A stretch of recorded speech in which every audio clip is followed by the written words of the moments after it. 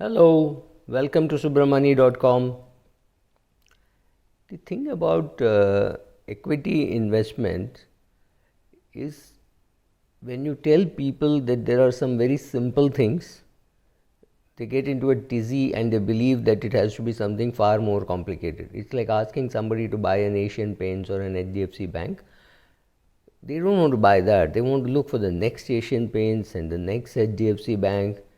And some such companies just do not exist. There is no company like Asian Paints in terms of the overall efficiency. There is no company like HUL in terms of working capital efficiency. You just can't go and find another one. It's not so simple. It's like saying, oh, we've got one Virat Kohli, let's find the next one. It's not so simple. It's not going to happen, right? So let us look at some very simple things which you can do and which always works.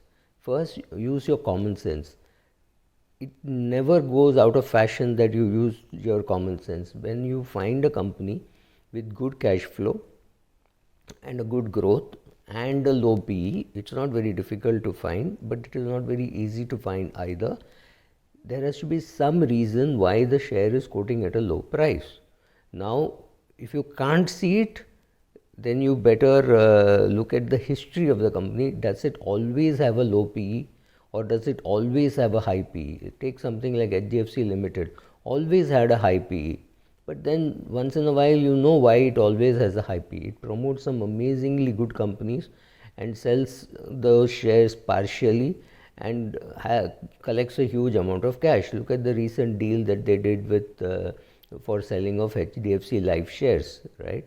So, 1200, 1300 crores comes into it. So, those are the reasons why it deserves a high PE.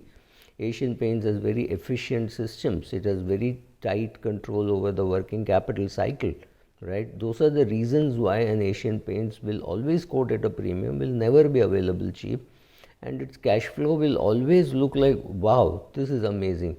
So when you see such a company which is amazing with fantastic cash flow, good track record and a high PE, pause for a minute and see why is the PE high, then realize that this PE will never go down for you to buy.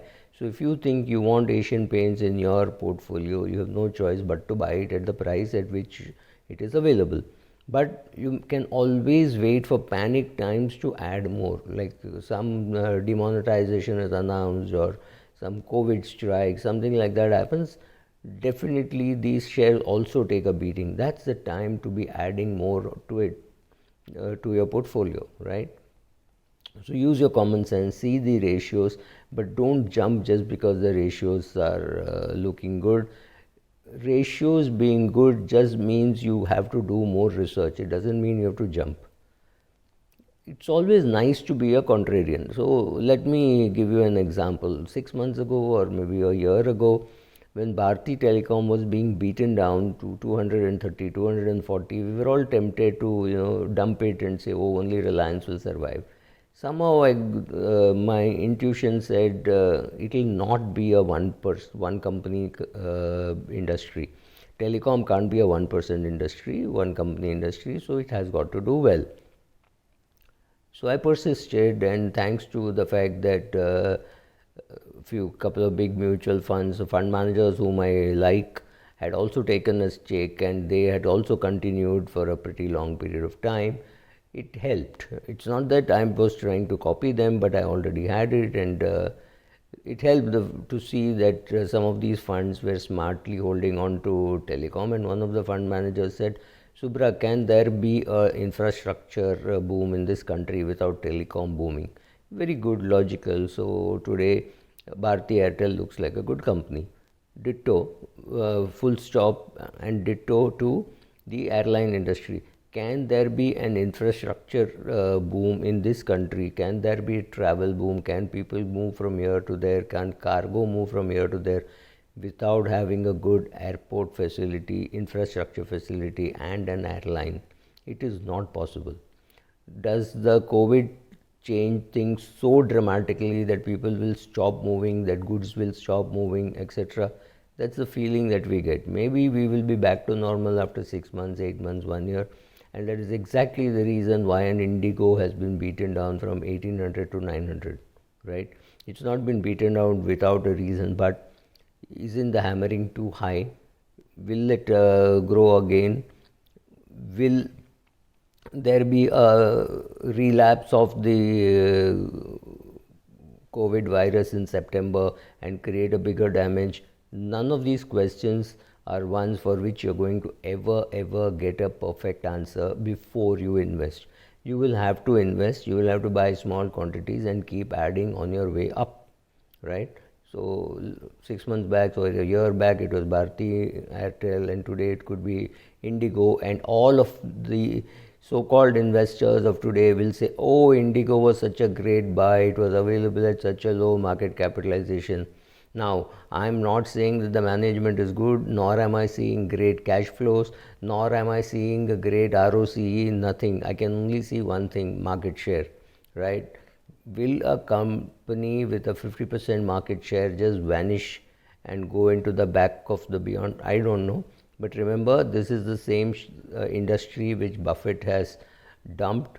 So so a fund manager worth his salt will go and build a position. It is for you to take a call. But use your common sense and be a contrarian. Being a contrarian means buying when others feel that it's the end of it. For example, Thomas Cook was not a bad buy a couple of weeks ago. Indian Hotel is not a bad buy because one day people will come back, right? The question is whether it is 3 weeks, 3 months, or maybe almost 3 years, right? You have to be ready for that. As a contrarian, there's a very long time when you sit out of the market waiting for prices to correct it for you to buy. It's not easy. You need to do that. Do your homework properly. When I tell you buy a low PE share, I mean when you see a low PE share, do more investigation. See what is the reason. There are some chore promoters, and that could be said of 75% of the listed companies, right? So if the promoter is not good and he will not share the wealth with you, there is absolutely no point wasting time. There is absolutely no point in spending time and analyzing accounts which you do not trust. If you do not trust the balance sheet, just move ahead, throw it away. Remember, if there are 10,000 listed companies and I tell you only 25% have good balance sheet, that still leaves you with 2,500. You need to buy 25 to 35 shares in your lifetime, which means 1% of your universe. That's still not too great a number. If you have to go through 2,500 trustworthy balance sheets, the most important thing is to say no to 7,500 bad balance sheets. Spending time on bad balance sheets is an amazing waste of time. Having done all this, having consolidated, trusting the management, having identified, now don't go and buy a small quantity. Buy a big bet. Make a big bet to put 10% of your portfolio. If your portfolio is worth 30 lakhs, put 3 lakhs. Don't go and put 3,000 or 30,000 in one share. It doesn't make sense. Recently, I saw a longish portfolio worth, once upon a time, it must have been worth 1 crore, and now it is worth about 30 lakhs. Absolutely no problem. There will be shrinkages, but you cannot keep holding on, hoping that things will improve. There are shares which have fallen 88%. There's no logic to holding on to such.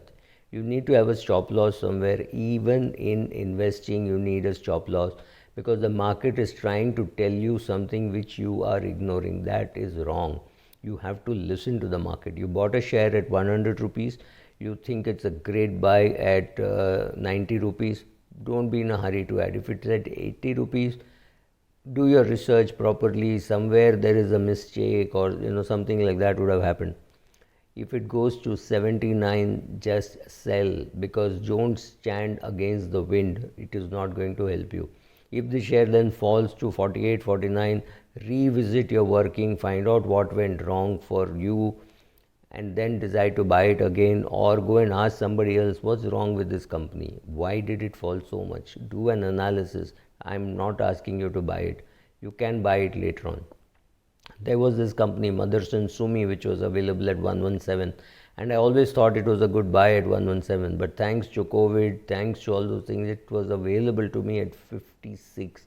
That was a huge bonus, right? I did not expect it to fall that much. I thought it was a good buy even at 117. then it fell and fell and fell, and that was the time when I said let the fall get completed. I remember seeing the price at 56 when I bought. I do not know whether it went down further. I recently sold at almost double the price, right? So you have to be a contrarian, you have to use your brain, but please also bet big. If you can afford 5,000 shares, buy 5,000 shares. If you can afford 4,000 shares, buy 4,000 shares, right? Bet big, trade or hold, whatever, but do bet big. Please also understand that people keep telling you that higher the risk, higher the reward. That's wrong. Higher the risk, higher the potential reward. Sometimes you will get rewarded, sometimes you will get punished. That is the element of risk, right? Will it always make money? No. If it always made money, there is no risk. So sometimes it will make money, sometimes you will lose money. Understand that risk and reward are linked. Every time you take a risk, you will not be rewarded. That is the risk. So take a risk, put your money. If it goes up and you have the guts, put more money. There is nothing which says you cannot buy a share from 10 rupees to 100 rupees if ultimately you want to sell everything at 145 rupees or 150 rupees, right? So buy on the way up, nothing wrong. Sell on the way down, nothing wrong, right? Know some of these simple things and see how it works for you. Thank you.